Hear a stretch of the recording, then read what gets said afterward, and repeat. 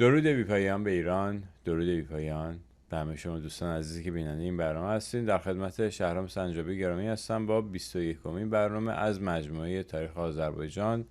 در برنامه پیشین ما رسیدیم به اینکه چطور فتح علی شاه با قدرت رسید و بر تخت پادشاهی نشست و هنوز یعنی درست آغاز جنگ های ایران و روسیه است که میدونید که منجر میشه به از دست رفتن تمام ایالات شمالی ایران و ببینیم که چه اتفاقی افتاد، چطور ما یه قسمت بزرگی از ایران رو در زمان قاجار از دست دادیم. شهرام جان درود بر شما.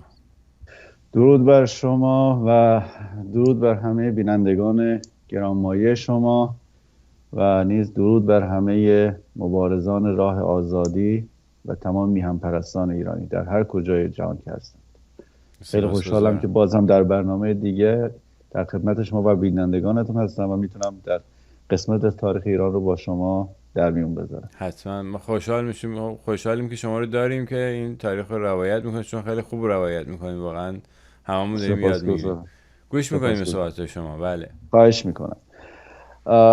در برنامه قبلی ما به اینجا رسیدیم که فتح علی شاه در میانه حالا همین بحث جنگ‌های با روس‌ها داشت، در واقع دست کمک دراز میکنه به سمت انگلیس‌ها و انگلیس‌ها خب یه شرایط عجیب غریبی مطرح میکنن و فتح علی شاه ناامیدانه میره به سمت فرانسوی‌ها.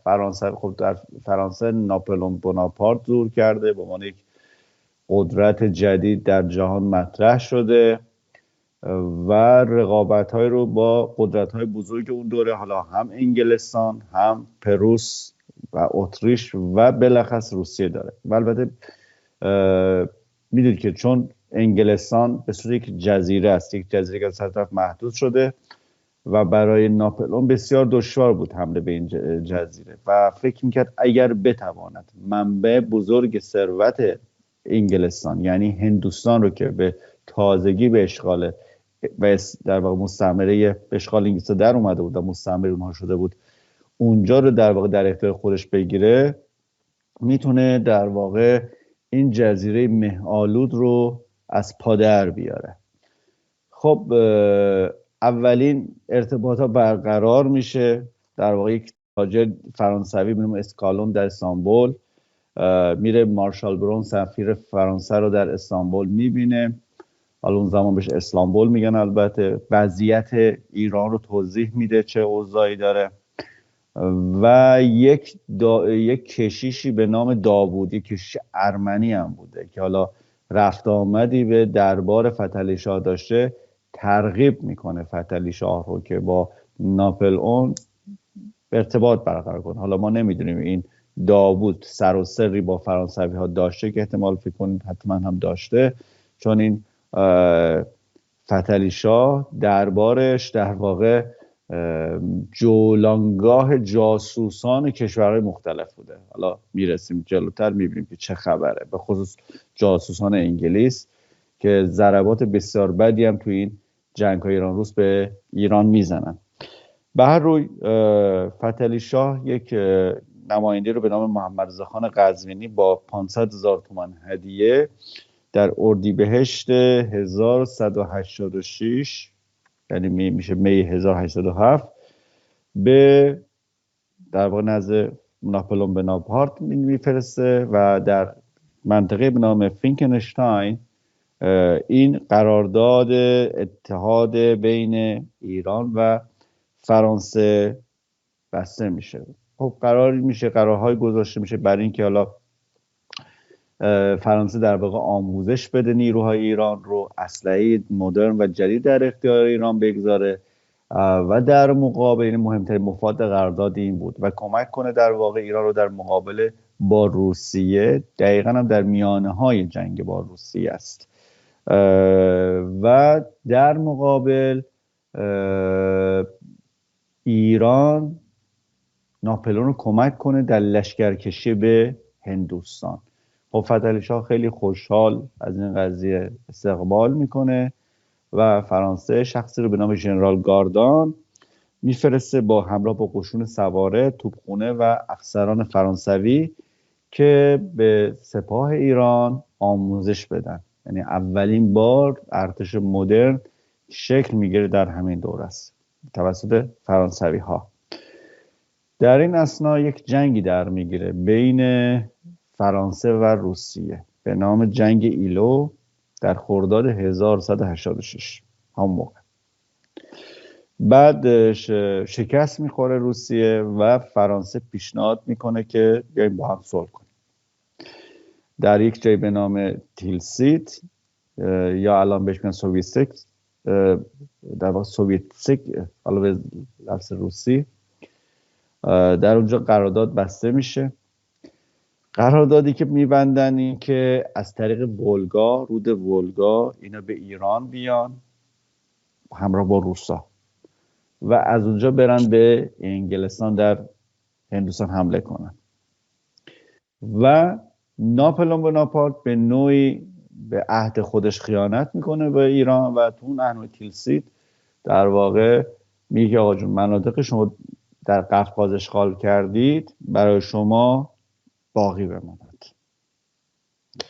خب گاردان میاد به ایران و به درخواست هم ژنرال گاردان و ناپلئون انگلیسی از ایران اخراج میشن و حتی برادر ناپلئون بناپارت به اسم لوسیان به عنوان نماینده مقیم فرانسه در دربار ایران منصوب میشه. یعنی اینقدر براش ایران مهم بوده که برادر خودش رو در اونجا مقیم میکنه. ولی مدتی بعد در واقع فتحعلی شاه متوجه میشه که ناامیدانه که ناپلئون در واقع زیر قول قرارش زده و حاضر نیست ایران رو در جنگ با روسیه یاری بده و حتی با روسیه هم پیمان شده و حتی بهش هم پیشنهادم میکنن، میگن آقا جان شما بیاین با ما با هم بشیم سه تا، ما یعنی شما، روسیه و فرانسه با هم یکی بشیم. خب بعد فتحعلی شاه میگه خب زمینه ما در قفقاز چی؟ میگن نه. روسیه میگه نه اینا دیگه مال ماست دیگه. بعد فتحعلی شاه میگه خب اگه اینجوریه نه من با شما متحد نمیشم. بعضی اعتقاد دارن که باید فتحعلی شاه در این زمینه سیاست به خرج میداد، یعنی وارد اتحاد میشد برای شکست دادن دشمنی خطرناکتر به نام بریتانیا. ولی خب در آن زمان ایران دستگاه دیپلماسی نداره به معنی واقعی کلمه، سیستم امنیتی نداره، اطلاعاتی نداره که برآورد درستی و واقعی از قدرت‌ها، میزان قدرت‌ها، میزان نفوذ اونها در جهان داشته باشه و تصمیم گیری هایی هستش که حالا بنابر مشورت با افرادی که بعضیشون افراد صالحی هم نیستند نه از لحاظ علم و دانایی بلکه از لحاظ که اینا وابستگی هایی به بیگانه دارن، این مشورت انجام میشه، تصمیم گیری ها گرفته میشه و متاسفانه تمام تصمیم گیری های فتحعلی شاه مخربه. یعنی میبینیم که در این دیپلماسی جهانی چجوری ایران مانند یک خرسی که وسط افتاده باشه به بازی گرفته میشه و هی میبازه، یعنی هی یک دور باطل باخت میفته. دقیقا به خاطر همین تصمیمات اشتباه دیپلماتیک میگیره در زمانهای بسیار حساس. بر روی انگلیسی ها وقتی که این عملکرد ناپلئون رو میبینن، انگلیسی ها خب بیکار ننشستن، همیشه زیر نظرشون هستش، با دقت دارن تعقیب میکنن. سر جان مالکوم در واقع نماینده کمپانی هند شرقی 19 اسفند 1186 10 مارس 1808 وارد بوشهر میشه. این در زمانی که ژنرال گاردان داره حالا آموزشی رو انجام میده، کار آموزشی نظامیشو، و 3 تا مرکز تعلیمات نظامی رو انداختن، یکی در تهران، یکی در تبریز و یکی هم در اصفهان. 14 ماه داره کار میکنه و توی این مدت 4000 سرباز ایرانی تعلیمات مدرن نظامی رو دیدن، یعنی حتی با لباس اروپایی هم بهشون دادن. حالا همونطور که توی عکس میبینید، بعد لباس اروپایی، یونیفرم حالا به نوع اروپایی دارن، یعنی اولین بار ما ارتش مدرن شکل میگیره. در این حال گاردان متوجه تکاپوی انگلیسی ها در دربار ایران میشه و به وزیر خارجه فرانسه به این موضوع رو اطلاع میده و میگه که حتی این شخص به نام محمد حسن خان اعتماد دوله در رأس هواداران انگلیس قرار داره. یعنی این شناسایی میکنه به عنوان که حالا جاسوسای فرانسه رو شناسایی میکنن که در واقع این افراد در واقع تو تیم انگلیسن، تو شبکه انگلیسن و دارن کار ما رو اینجا خراب میکنن. به هر حال با اصرار فرانسوی ها، یعنی یه جور تهدید هم میکنن که آقا اگه اینا قرار باشه اینجا حضور داشته باشن ما دیگه این تعلیمات رو متوقف کنیم. فتح علی شاه سر جان مالکوم رو وادار میکنه که به هند برگرده، یعنی اینجا دست خالی برمیگردن. این بار یه شخصی میاد به نام سر هارفورد جونز.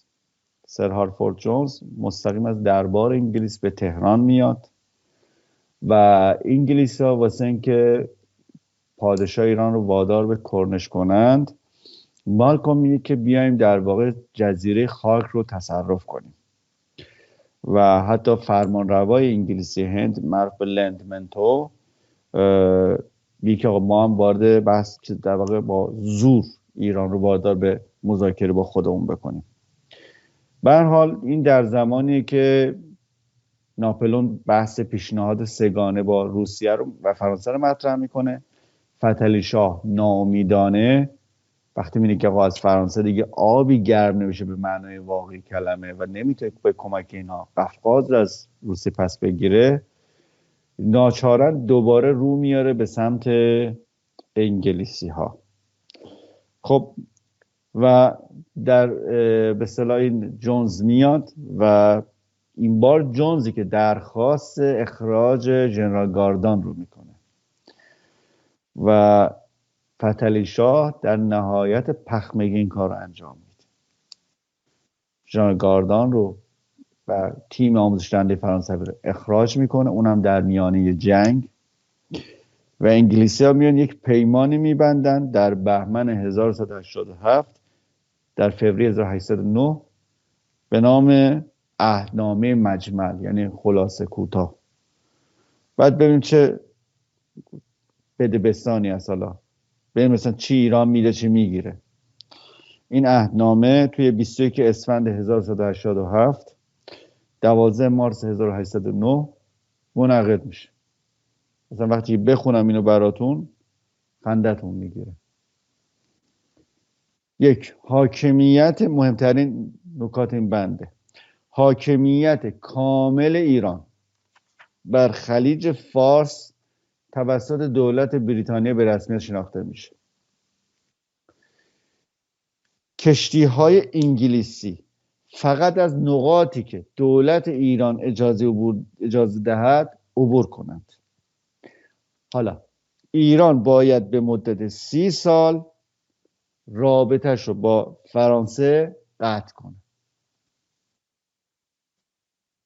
انگار مثلا رسما با یک بچه نشستن در واقع بهش قاقالیلی میدن. بچه حداقل اون قاقالیلی رو میگیره، این قاقالیلی هم بهش نداده.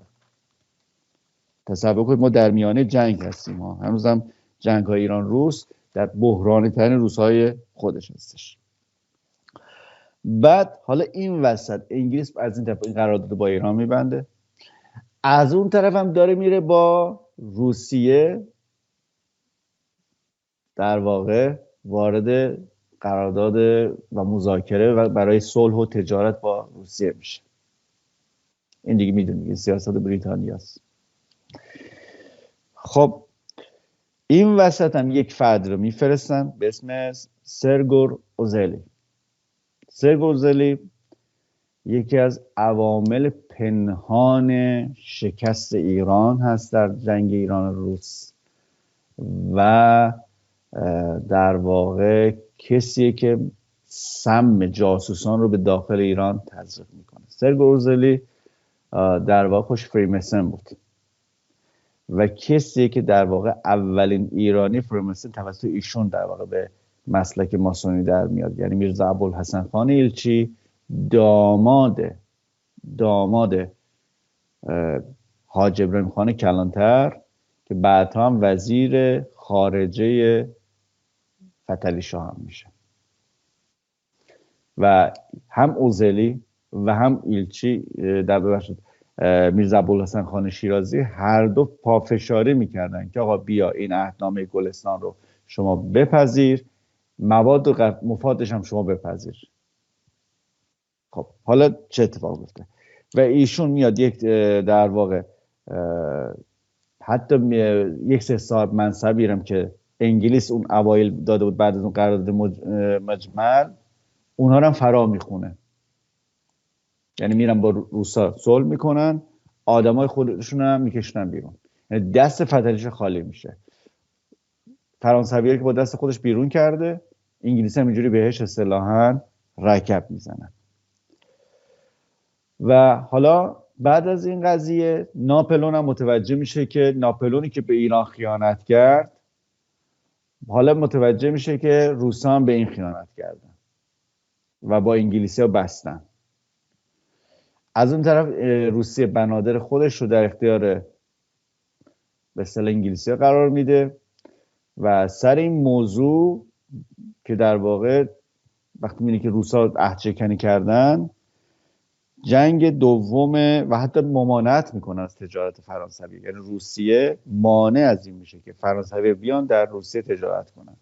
سر این موضوع جنگ دوم شروع میشه که جنگ بسیار عظیمی هم هستش و به نوعی در شکل‌گیری اروپای امروزی و حتی جهان امروزی این جنگ تاثیر میذاره. جنگ‌های بسیار تاثیرگذار تاریخ هستش. ناپلئون بوناپارت با 700,000 نفر به روسیه حمله میکنه و خیلی لشکر عظیمی، 700,000 نفر، و روسا هی شکست میخورن و هی عقب میرن و هر وقت که میخوان عقب برن تمام محصولات زراعی رو پشت سر خودشون با آتیش میکشن و این ناپلئون هی جلو میاد و دقیقا همون اشتباه که بعدها هیتلر میکنه و چقدر عجیبه که هیتلر دقیقا همون تاکتیک اشتباه ناپلئون رو انجام میده. یعنی یه لشکر بسیار نیروی عظیمی رو ور میداره به سمت مسکو و اون سرمای سیبری سرمای روسیه در واقع اینها از پا در میاره، نبود غذا، نبود امکانات، در واقع از پا در میاره. همین بلا سر ناپلئون میاد. ناپلئون وارد مسکو میشه، میبینی که همه رفتن از شهر بیرون، حکومتش که توی مسکو حضور نداره و هیچی هم برای خوردن وجود نداره و ناپلئون میفهمه اوضاع خرابه دیگه. خب چقدر میتونه پیش بره؟ تا ته روسیه که نمیتونه بره که. تصمیم میگیره برگرده. حالا روسان که میان حمله میکنن به صورت شبیخون، هی حمله میکنن و خب تو و جنگ رو میبازه. یه جنگ نهایتا در لایپزیگ آلمان، روسا و پروس و اتریش و انگلستان با هم متحد میشن و یک جنگ بسیار عظیمی هم هست. یعنی میگن قبل از جنگ جهانی اول یکی از بزرگترین جنگ‌های تاریخ بشره که نزدیک 130,000 نفر اونجا کشته میشن و ناپلئون شکست میخوره و نتیجه میشه که تبعیدش میکنن به جزیره آل یا الب و در اون جزیره الب در حالا نزدیک ایتالیا بوده. بعدم بر میگرده، پنهانی فرار میکنه، میاد با طرفدار خودش دوباره قدرت دستش میگیره.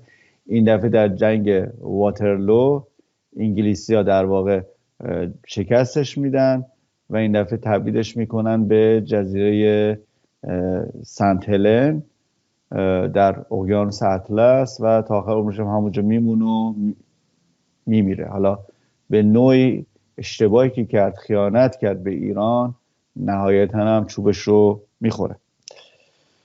به هر حال این سرگئی اوزلی خیلی جالبه بدونید. سرگئی اوزلی کسی هستش که میاد تبریز، دقیقاً اردوی ایران رو از نزدیک میبینه و راپورتش از اون طرف به روسیه میده. یعنی به اسمی که من دارم با دو طرف دارم مکاتبه میکنم و دارم به صلح دعوتشون میکنم، راپورت لشکر ایران رو به روسیه میده.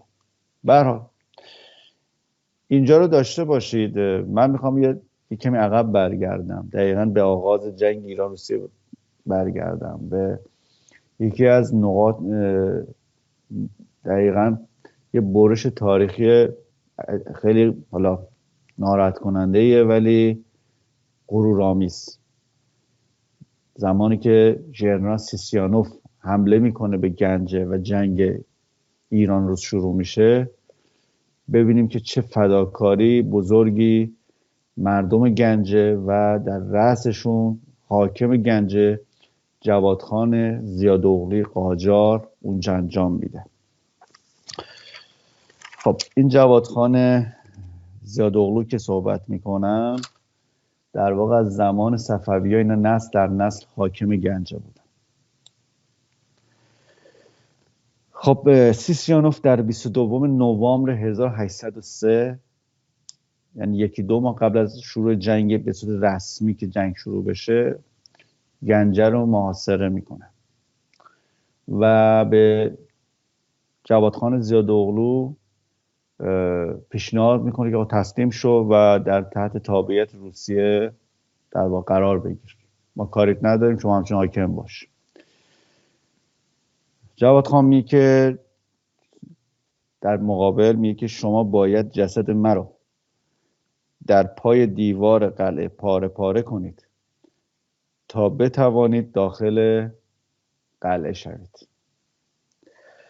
نهایتا متاسفانه به خاطر خیانت ارامنه گنجه، چون گنجه شهری بوده که تعداد زیادی ارمنی زندگی میکردن و همراهی اونها با روس‌ها و متفرق شدن نیروهای طایفه شمس الدین لو،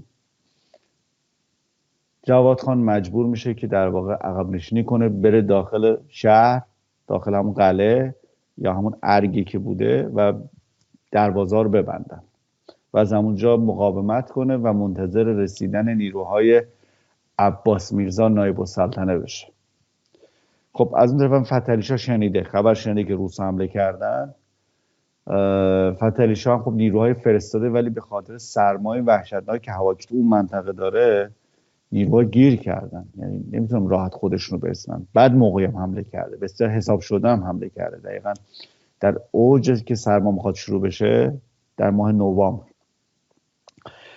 به هر حال روسا از هیچ جنایت فروگذاری نمیکنن. اول راه آب شهر رو میبندن و نهایتا دقیقاً در آخرین روز رمضان که مثلا شب عید فطره توپخانه هاشون حمله های بسیار شدیدی میکنن به دیوارهای شهر، هم از شرق هم از غرب، از دروازه‌های قره‌باغ، از دروازه‌های تفلیس، یعنی اون مناطقی که مثلا راههای تفلیس بود، راه قره‌باغ بود، توپخانه مستقر کرده بودن و شلیک میکردن به سمت گنجه و جلو میان تا در روز عید فطر به 60 متری قلعه میرسن و مردم جانانه مقاومت میکردن. حتی مردم تا اینجا مقاومت میکردن که حتی پارچه ها رو، لباسای خودشون رو آغشته به نفت میکردن و میآوردن از بالای قلعه اینا رو پرت میکردن رو سر سربازای روس.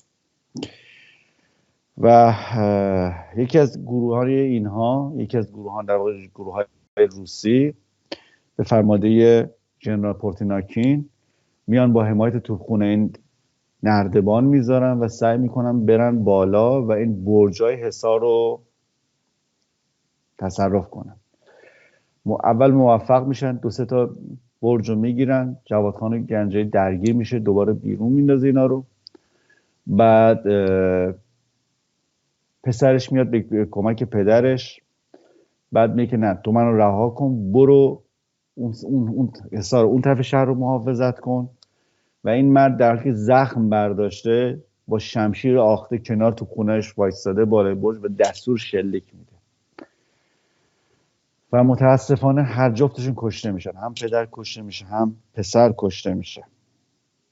و در این اتفاق در 15 ژانویه 1804 میفته.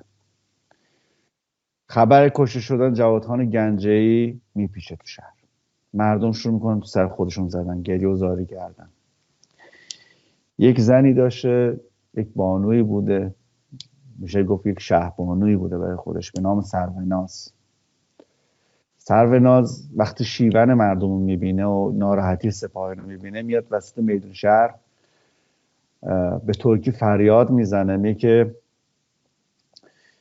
Zavatxan ölüp ایران که ölmeyip، یعنی جوادخان که مرده ایران که نمرده، چه اینجوری میکنید؟ بعد میگه که بیاریم به جای این گریه‌زاری بیاریم ببینیم که از فردوسی کمک بگیریم، از شاهنامه کمک بگیریم، تفعلی بزنیم، فالی بگیریم. بعد میگن خب آقا فال که میگیرن از حافظ میگیرن. میگه نه، الان موقع رزمه، موقع رزم نمیشه از چیزه، از شاهنامه فال میگیره. باز میکنه و اون بیت معروف میاد که میاد اگر سر به سر تن به کشتن دهیم، محالت کشور یا محالت که ایران به دشمن دهیم. بعد سرمناز خانم برمیگرده به مردم میگه دید فردوسی به شما چی گفت، پس به این عمل کنید. مردم جانانه می جنگن، ولی 2 روز بعدش متاسفانه شهر تسخیر میشه. روس‌ها از وحشیگری کم نمیزنن، شهر رو دروازه رو میبندن که کسی فرار نکنه و شهر رو قتل عام میکنن. دارایی مردم کاملا به غارت میبرن. میگن در حدود 7000 کشته حداقل سرشماری میشه. 18000 نفر اسیر میکنن که اکثرشون زنان بودن.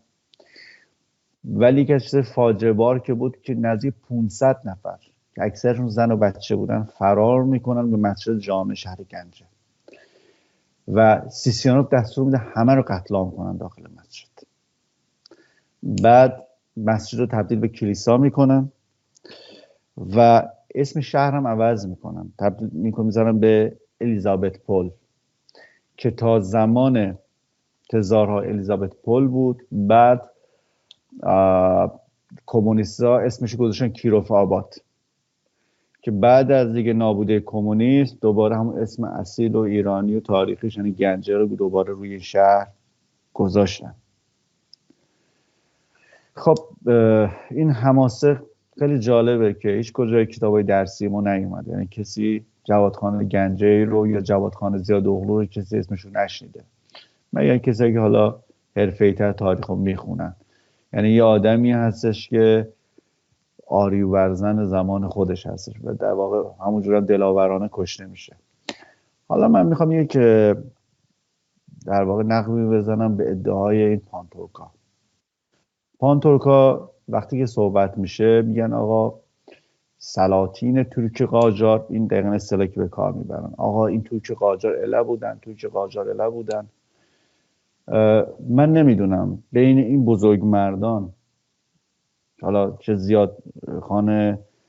چه جوادخان زیاداغلو چه عباس میرزا که ترک هم بودن، بله، چه نسبتی است بین این انسان‌های باشرف و ایران دوست و دلاور با این افراد به قول من بی نژاده، بی ریشه و بی نسبی که حالا اسم خودشون هویت طلب و فعال مدنی آذربایجان و چه میدونم چی طلب میذارن و میرن در نهایت بیشرمی در ورزشگاه سهند تبریز پرچم ترکیه و پرچم باکو رو بلند میکنن و به اصطلاح حالا میگن تبریز باکو آنکارا بیز هارا فاصلار هارا. من نمیدونم چه نسبتی است بین اینها و اینها، اصلا هیچ نسبتی وجود نداره. اینهایی که در واقع نماد مجسم شرافت هستند با اینهایی که نماد بیشرافتی و خودفروشی هستن.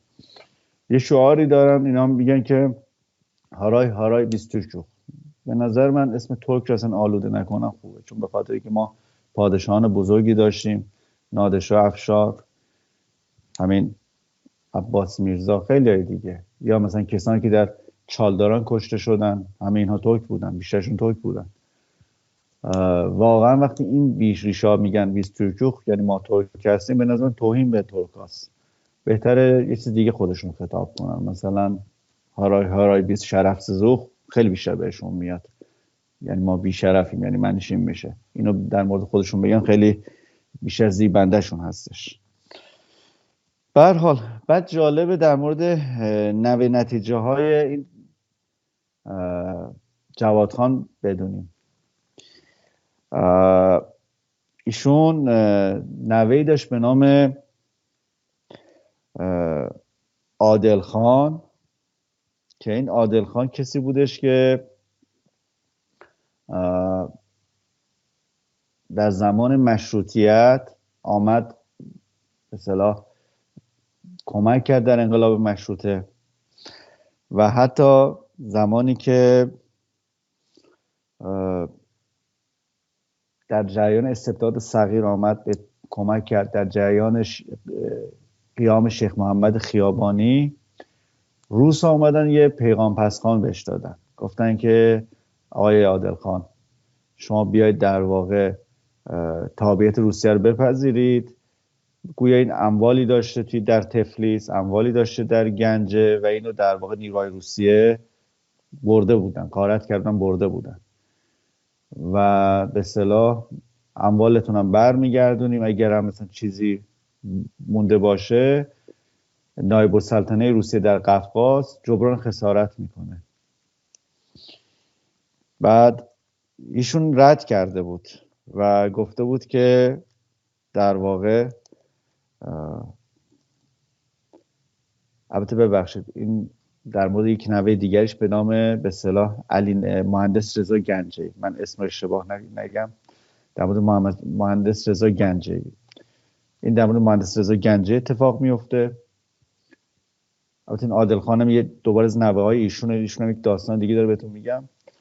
مهندس رضا گنجی میگه که من گدایی در سرزمین ایران رو به پادشاهی در روسیه ترجیح میدم.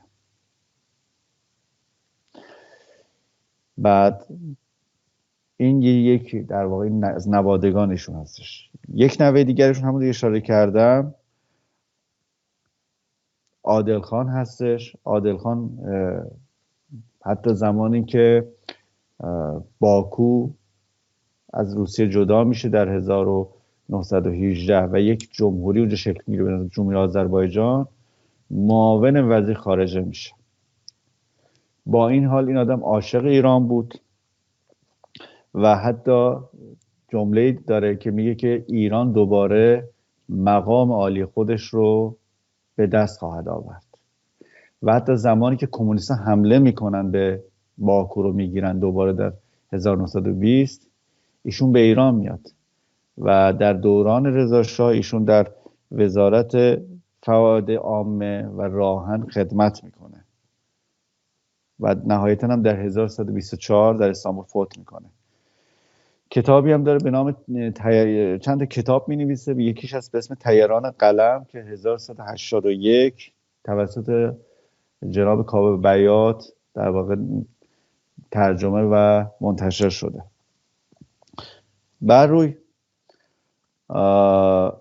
حالا یه جمله دیگر هم بگیرم، خطاب از همین مهندس رضا گنجی که اون زمان روسا گفته بودن بیا اموالتو بهت میدیم، برگشته برمیگرده میگه که این اموال روزی ارزش پیدا خواهد کرد، یعنی الان ارزش نداره دست شماست، روز ارزش پیدا خواهد کرد که دوباره پرچم ایران بر قفقاز در واقع برافراشته شود. اینا هم ترک بودن. حالا اینا هم من نمیدونم اینایی که حالا این علفهای هرز ایران، علفهای هرز باغ ایران که اسم خودشون پانتویک گذاشتن، چه نسبتی بین اونها و این انسانهای شریف وطن پرست وجود داره. برگردیم یک خاطره بود از جنگ گنجه که هم تلخه هم بسیار عبرت آموز و در واقع به برای مردم ما باعث غرور افتخار هم هستش.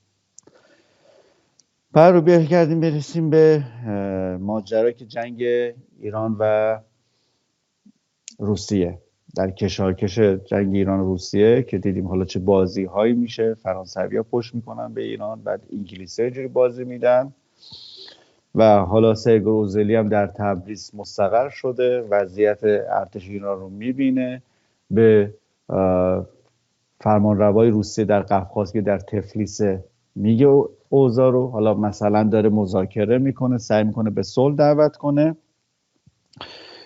تا اینکه در اواخر مهر 1192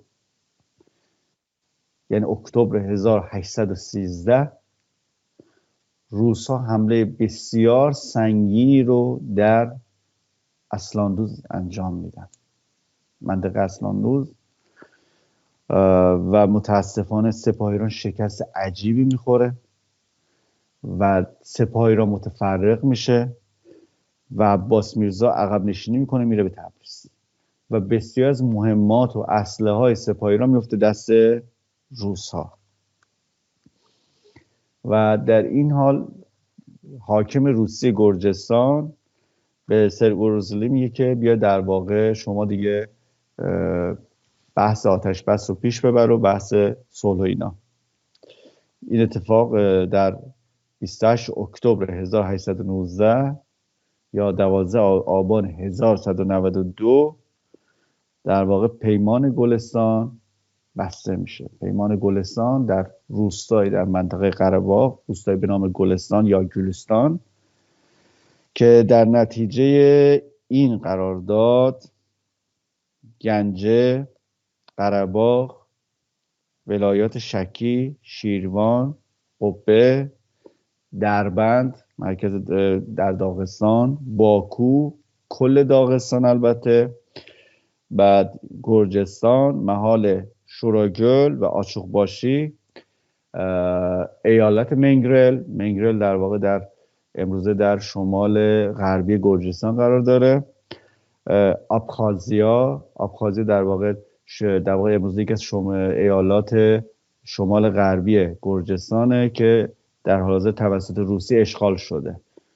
بعد خانات تالش همه در واقع از ایران جدا میشه. 220,000 کیلومتر مربع خاکی از سرزمین ایران جدا میشه و 120,000 کیلومتر مربع از مساحت دریای کاسپیان و ایران 1360 کیلومتر از خط ساحلی دریای مازندران رو از دست میده. حالا فقط اینجا یه اشاره هم بکنم به پایان سیسیانوف. ژنرال سیسیانوف در واقع زمانی که به باکو نزدیک میشه، حاکمی داشته باکو به نام حسین قلی خان. یک نفر از نزدیکانش به اسم ابراهیم بیگ میره در چادری با این سیسیانوف مذاکره کنه. سیسیانوف میگه آقا بیاین تسلیم بشید، میگه باشه بیا بشین مذاکره کنیم. و زمان مذاکره تپانچه رو در میاره، شلیک میکنه به سمت سیسیانوف، میکشه و ایرانی میریزن و همونجا سرشو میبرن و میفرستن تهران برای فتحعلی شاه. یعنی همون کسی که اون جنایت رو در گنج انجام داده بود در واقع یه جوری ازش انتقام میگیرن ایرانی‌ها.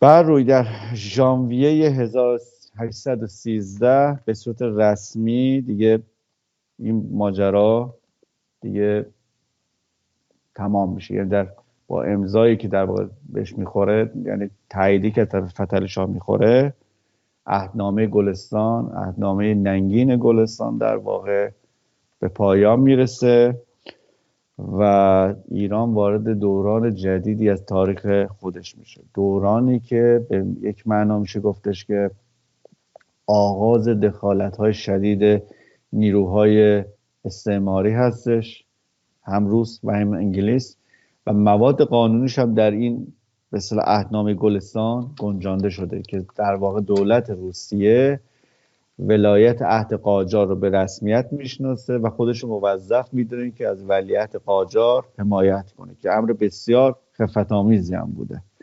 و حالا نمیدونم چه چیزی، یعنی قاجار وقتی دیدن که همیشه از دست میره میگفت حداقل اینو بذاریم که استفاده هم اینجا ما کرده باشیم. اینم متاسفانه پایان خجالت آور این عهدنامه است. یعنی این جنگی که اون همه دلاوری شد، 9 سال جنگیدن و چنین پایانی داشت. حالا من براتون یک مطالبی از تاریخ براتون بیارم که نظرات انگلیسی ها رو در مورد پایان جنگ رو واسه شما روایت میکنه. خب یکی از نظرات مربوط هستش به سر پرسی سایکس. این سر پرسی سایکس کیه؟ سر پرسی سایکس در واقع در اواخر دوران قاجار کنسول انگلیس میشه، اول در خوزستان، بعد میاد کنسولگری انگلیس رو در کرمان راه میندازه و بعد میشه فرمانده پلیس جنوب. در 1916 زمانی که در جنوب وطن پرستان ایرانی مثل رئیس علی دلواری شورش میکنن بر ضد استعمار انگلیس، ایشون با یک لشکر 10,000 نفر از هندی ها و بعضی از انگلیسی ها و بعضی از ایرانی ها که خودشون فروخته بودن مأمور میشه برای سرکوب در واقع وطن پرستان جنوب. بر روی ببینیم ایشون در که نوشته خودش چه اظهار نظری میکنه درباره ماجرای صلح گلستان. این آقا می نویسه که در ارتباط با صلح گلستان، ببینید خیلی جمله عجیبی میگه، در ارتباط با صلح گلستان روسیه نمیتوانست به جنگ با ایران ادامه دهد، نمیتوانست، و شاید کمتر از آنچه در عهدنامه گلستان ممکن بود به دست آورد بسازد. یعنی ایران میتونست خیلی امتیازات زیادی بگیره، اینا رو هم نده بهش، اما سفیر انگلیس، منظور سرگروزلیه، که خود را بین ایران و روس انداخته بود، موجب عهدنامه صلح گردید و موقعیت روسیه و انگلیس تثبیت شد.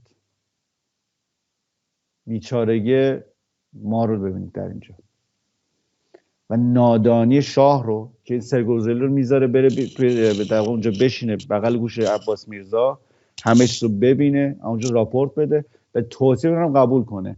چند نفر مثل حاج میرزا ابراهیم خان کلانتر دور خودش جمع کرده که اینا میگن آقا هر چی انگلیس میگه تو قبول کن. و بعد یه جمله دیگری هم داره بسیار شنیدنی و تکان دهنده است. میگه در همین سر پرسی سایکس میگه حال که خطر ناپلئون برطرف شد، سر پرسی سایکس اینو داره میگه، و سرحدات هندوستان از تجاوز معصوم ماند، در این صورت باید ملت ایران را گذاشت در همین توحش و بربریت باقی بماند. خیلی معنی داره، بسیار معنی داره. یعنی ما باید ایران رو ضعیف میکردیم چون دیگه به اصطلاح ناپلئون دیگه موضوعیت نداشت، ما ضعیف میکردیم و ایرانی‌ها رو در اون عقب ماندگی و جهالتی که داشتن نگه می‌داشتیم. فکر میکنم یه بارم دیگه هم بعد از این تاریخ تکرار میشه، اما یه جور دیگر. در سال 57 زمانی که دیدن خطر شوروی دیگه در برطرف میشه و شوروی در آستانه فروپاشی قرار گرفته، گفتن آقا حکومتی رو که داره باعث پیشرفت ایران میشه و باعث رشد ایرانیا بشه اینا برن بیاندازیم و ایرانیا رو همچنان در عقب ماندگی نگه داریم. تاریخ دوباره تکرار میشه. به هر حال این داستان تلخی که در عهدنامه گلستان اتفاق افتاد، ایران میتونست این هم امتیاز نده، ولی دیدیم که چجوری با سیاست بازی و حیله‌گری اینها به ایران تحمیل کردن و البته میگم نادانی حکام وقت. حالا بپردازیم به جنگ بعدی، جنگ در واقع دوم روی ایران روسیه که منجر میشه به عهدنامه ترکمنچای. خب این جنگ اصلا از کجا شروع شد؟ این جنگی که استارت میخوره شروعش از کجاست؟ بهانه‌هاش چیه؟ اولیش نامشخص بودن مرزهاست، یعنی به صورت دقیق مشخص از مرزها تا کجاست. چون در عهدنامه گلستان گفته بود آقا هر کس هر چی داره مال خودش، یعنی تا اونجا که روسیه پیشرفته اونجا مال خودش. روس هم خب بعد از این قضیه شروع میکنن هی دست اندازی میکنن. جالبه الان هم این سیاست رو دارن. مثلا من یه مثالش بزنم، مورد مشخص گرجستان. روسیه سال 2008 دو تا از ایالت گرجستان رو به بهانه اینکه در واقع این مردم اون مناطق به اصطلاح خودمختاری میخوان، استقلال میخوان، این قضیه پیشوری آذربایجان، میاد و اشغال میکنه، رسما اشغال میکنه. ولی چیز عجیبه بدونید، اینا هر از چندگاهی از همون جایی هم که هستن شبانه میان حصارا رو جابجا میکنن. یعنی یک بار یه روستای گرجی تعریف میکرد که آقا مثلا من اینجا خونم اینجاست، اونور مثلا چند متر مثلا یه آغلی دارم. صبح بلند شدم دیدم آغلم افتاده توی محدوده که روسا هستن. دقیقا این رفتارشون رو اون زمان هم داشتن انجام میدادن، هی دست اندازی میکردن، مرزا مشخص نبوده، هی باعث هی تنش میشدن. بعد رفتار بسیار زننده و تحقیرآمیزی داشتن روسا با مسلمانان، یعنی همین آذریا و داغستانی. اینا مثلا چیکارا میکردن؟ اینا مثلا میومدن محصولات زراعی اینا رو مصادره میکردن بدون هیچ قانونی، آقا حکم ما میخوایم اینا رو ببریم. بعد به مساجد توهین میکردن، بعضی حتی به کتب مذهبی اینا توهین میکردن. خیلی رفتارشون اهانت آمیز بود. این باعث میشه که تعداد زیادی از مردم اونجا شروع بکنن بیان اینور به سمت ایران به عنوان پناهنده. بعد یک حس بد تحقیر شدگی ملی در بین ایرانی شکل گرفته بود. این ماجرا جنگ‌های ایران و روس روی روان جمعی ما ایرانی‌ها اثر خیلی بدی گذاشت، تا الان هم گذاشته. یعنی ما هنوزم که هنوزه این عقده و کینه در درونمون هست. یعنی وقتی چیز بدی مثلا ما می‌بینیم، مثلا جمهوری اسلامی میره الان هم دوباره با این روسا کرنش میکنه، یا مثلا با چینیا وامیده، همه میگیم ترکمنچای ترکمنچای. این حقد و کینه هنوز در درون روان ایرانی هست. از این طرف این جنگ یک ویژگی مهمی هم که داشت، باعث شد اون هویت ملی ایران بیدار بشه. انگار مثلا یک سیلی بزرگی خورده، ایرانی داره در واقع از اون خواب تاریخیش بیدار بشه. البته همه ایرانی بیدار نشدن، ولی کم کم یک جریان بزرگی شکل میگیره، جریانی که از میرزا فتحعلی آخوندزاده شروع میشه و میاد میرسه به احمد کسروی، یک جریان ایرانگرایی، یک جریان میهن پرستی که یکی از مهمترین تغییراتی که وجود میاره همین انقلاب مشروط است. ولی همین ماجرای جنگ‌های ایران و روس و تحقیرهایی که روسا به ایرانیا وارد میکنن در واقع اون هسته اصلی این قضیه شکل میده. دقیقاً امروز هم یه جوری قضیه تکرار میشه.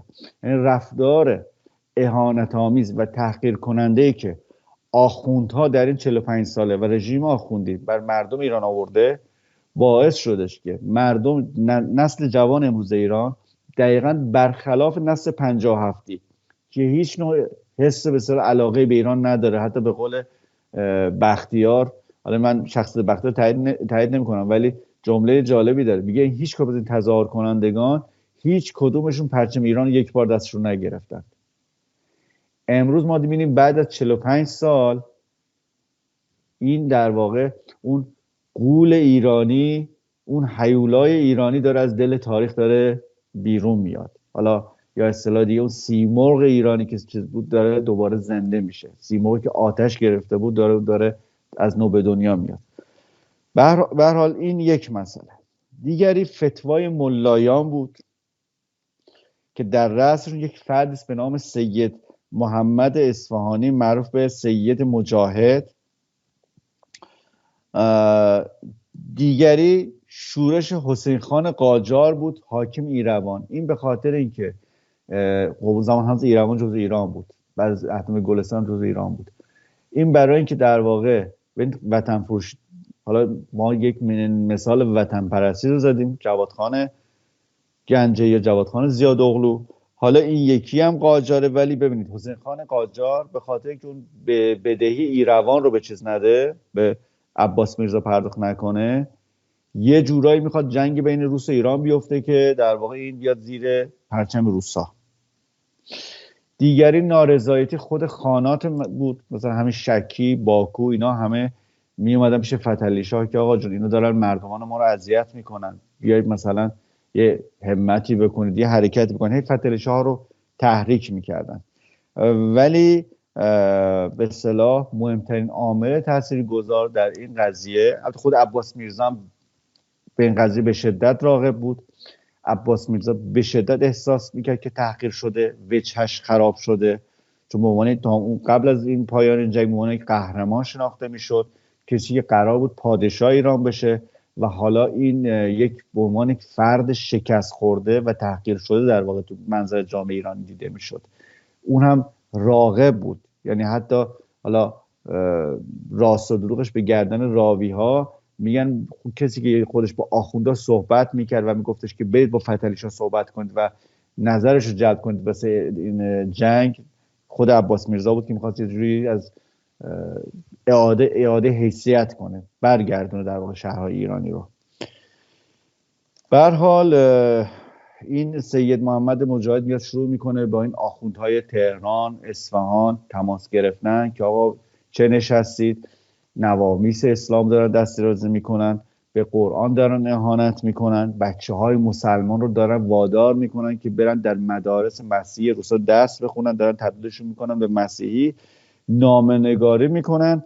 و یک آخوند دیگر معروف که بسیار منتفض به اسم جعفر کاشف الغطا، جعفر کاشف الغطا هم یک رساله‌ای می‌نویسه به نام رساله جهادیه و میگه که در واقع بر مسلمین واجبه که در واقع به جهاد با روس‌ها برن و این ننگ رو از خودشون برطرف کنن. به هر حال مجاهد ول نمیکنه، رها نمیکنه. این تو کربلا بوده، میاد به تهران، با علما هماهنگ میشن، اصطلاحاً با این آخوندایی که همیشه خودشون علما مینامن هماهنگ میشن و میره به فتحعلی شاه رو اصرار میکنه و حتی تهدیدش هم میکنه که اگر تو نمیتونی به جنگی، جرأت جنگ کردن نداری، ما خودمون در واقع اعلان جهاد میکنیم، خود مسلمین حرکت میکنیم به سمت در واقع مرزها و آغاز جنگ با روسیه. این آغاز در واقع بنیانهایی که در واقع شکل میده برای جنگ دوم با روسیه که منجر میشه به عهدنامه ترکمنچای که این رو من در برنامه بعدی خدمت شما توضیح خواهم داد. سپاسگزارم. اگر پرسشی هست من در خدمتتون هستم. بله شهرام جون، چند تا نکته خواستم بگم. فقط یکی این که حالا به ترتیب میگم، مهندس رضا گنجایی همون سردبیر بابا شمال میفرمایید؟ بله. این مهندس رضا گنجایی واقعا میتونم بگم پدر طنز شاید رسانه‌ای ایران هم هست.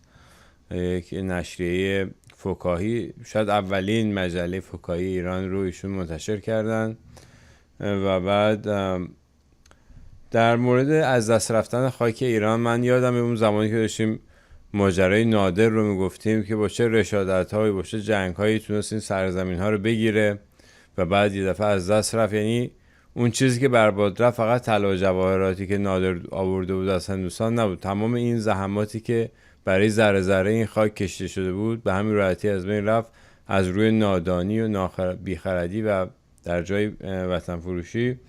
و در مورد اون افرادی که یاد میکنید در بیشتر برنامه راجبشون حرف میزنیم، پانتورک ها که وطن فروشن به نوعی، ببینید به نظر من شهرام جان اونها هم یه جور قربانی هستن، قربانی نادانی هستن، قربانی شستشوی مغزی هستن و ما باید سعی کنیم همه رو جذب بکنیم که این ایران به همه احتیاج داره و ایران واقعا سرای همه ماست. اونها هم باید دست بردارن از این بیفکری و از این وطن فروشی. و این جالبه که این آدمایی هستن که زودم میان میگن بقیه رو فاشیست خطاب میکنن، در صورتی که خودشون نژاد پرست هستن و نژاد خودشون رو برتر میدونن و این یعنی تفکر نژادگرایانه دارن و این واقعا باید فکر کنن. فقط من ازشون دعوتشون میکنم به اندیشیدن، چون میان بعضی وقتا هم اینجا کامنت میذارن زیر این ویدیوها. و در مورد اون سیمرغ ایران که گفتی، به نظر من ققنوس ایرانه. ققنوس یک پرنده هستش که فکر میکنم سهروردی وارد ادبیات ایران کرد که وقتی که همه چی میسوزه و خاکستر میشه، بعد از توی اون خاکستر این پرنده دو مرتبه میاد بیرون و این در حقیقت آدم‌هایی هستن که تحت هر شرایطی راضی به دروغ گفتن نمیشن، سرخم نمیکنن. همین بچه‌هایی که تو همین جنبش مهسا امینی رفتن ایستادن جلوی این ظالمان جمهوری اسلامی و جان خودشون از دست دادن، همون ققنوس هستن، همون کسانی هستن که نمیسوزن دیگه، انقدر جوهر وجودیشون قوی هستش که نمیسوزن و همرنگ جماعت نمیشن، خودشون نگه میدارن روی آینه‌هاشون، وای میسن روی اون پرنسیپ به فارسی، روی اون اصول انسانی خودشون میستن و عقب نشینی نمیکنن ازش و بعدم تکثیر میشن و بقیه هم مثل خودشون میکنن و اون میشه همون پرنده‌ای که از توی خاکستر میاد بیرون. این تفسیر اون مسئله ققنوس هست در شکل جامعه. همین خواستم فقط این چند تا نکته بگم و سپاسگزارم از لطفت، مثل همیشه استفاده کردیم از دانش که داری. من یه چیزم اضافه کنم به فرمایش شما. اشاره کردین، تشبیه کردین این بچه ها رو، این ستاره های آسمانی رو به ققنوس. کاملا هم درسته. این بچه ها با خونی که دادن، فداکاری های بسیار عظیمی که انجام دادن، به نوعی آینده ایران رو تضمین کردن. سال گذشته خب من یک خاطره که دارم، وقتی که خب اون قیام شروع شد در شهرهای مختلف ایران، پانتورکا مطابق معمول، چون میدید از پانتورکا یک سیاستی دارن، خب اینا رو جمهوری اسلامی داره ساپورت میکنه. حدود 10 سال، یعنی از سال 88 اینو داریم موضوع رو، که شروع میکنن در شهرهای آذربایجان میگن نه اصلا شما دخالت نکنید، این دعوای خود فارساست. ما 2 تا انقلاب، دقیقاً چیزی که ادعا میکنن، ما 2 تا انقلاب، انقلاب مشروطه و انقلاب 57 رو ما ترکا انجام دادیم و در هر دوتاش سرمون بی کلاه مونده. بذاریم فارس خودشون بزنن، هر بلای سر خودشون بیارن، زمانش که رسید ما خودمون بلند میشیم و استقلال خودمون رو میگیریم.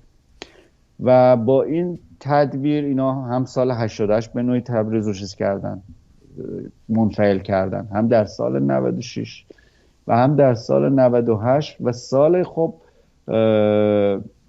پارسال 1401 وقتی که کردستان شلوغ شد، اینا اومدن گفتن خب از مردم کرد به چیزه، اینا به عنوان تروریست کرد یاد میکنن، با این عنوانهای زشت یاد میکنن. یعنی گروه های کرد رو فقط احزاب رو نه، خود مردم کرد هم اینا توهین میکنن. بعد وقتی که خب اونها فریاد میزدن توی کردستان، شعارهایی به نفع آذربایجان میدادن، این دفعه مردم تو خود تبریز، حداقل تو فضای مجازی ما دیدیم، وقتی من تو خود تبریز هم شنیدم، با اینا برخورد کردن مردم که آقا دهانتون رو ببندید، ما میدونیم که شما پشت سرتون جمهوری اسلامی هستش. و حتی پانتورکا تلاش کردن جدا از تظاهرات مردم، تظاهرات خودشون راه بندازن که با عنوان ملی حکومت، با این که حکومت ملی، منظور حکومت تجزیه طلبانه. و جالب 50 نفر در تبریز نتونستن رو جمع کنن. یعنی بچهای تبریز که حالا اونجا بودن، حالا حضوری نگاه میکردن که چه اوضاع چجوری هستش، اینا 50 نفر هم نتونستن جمع کنن. و یه چیز جالبم بهت بگم، وقتی بچهای ایران پرست تو تبریز جمع میشدن، اکثرا بچهای ایران پرست تو خیابون شهناز تبریز جمع میشدن، هنوز جمع نشده نیروی انتظامی، وزارت اطلاعات، مأمور اطلاعات حمله میکردن، در جا حمله میکردن. این پانتورکا که جمع میشدن، اینو من دقیقاً مشاهدت عینی بچهای مبارز خود تبریز دارم، اینو در واقع به من گفتن. میگم نیروی انتظامی نگاه میکرد، دیگه فقط نگاه میکرد، نظارت میکرد، دیگه حضور داشت ضد شورش، نگاه میکرد. میگه اینا جمع میشدن 50 60 نفر، بعد از اینکه حالا 1 ساعت 2 ساعت میگه که کسی هم نیومد دوره برشون، حالا انتظامی مثلا یه حرکت نشون میداد که آقا جمعش کنه دیگه، بس دیگه حالا برید دیگه. درسته. بله دقیقاً این ماجرای تجزیه طلبی یکی از همون ابزارهایی که از طرف خود جمهوری اسلامی تبلیغ میشه، حتی در تلویزیون‌های خارج از ایران، تلویزیون‌های فارسی زبانی که در خارج از ایران که هیچ کدومشون منابع مالیشون شفاف مشخص نمی‌کنن. اینا همش در حقیقت کمک به جمهوری اسلامی برای ترسوندن مردم از اینکه مثلا اگه آخوندا کاملا. برن الان بدتر میشه و تضییع میشه از این کاملا. حرفا. و واقعا مردم ایران همه این کشور رو دوست دارن و قدر این کشور رو میدونن. خوشحالیم از این بابت. ما یه گنجی که واسمون باقی مونده همین فرهنگ ایرانی که کم و بیش در همه جای ایران رو به رشد هم هست خوشبختانه. و سپاسگزارم از تو. اگر سخن دیگه نیست بدرود. ممنونم. شما رو به خدای بزرگ میسپارم. بدرود. سپاسگزارم. بدرود.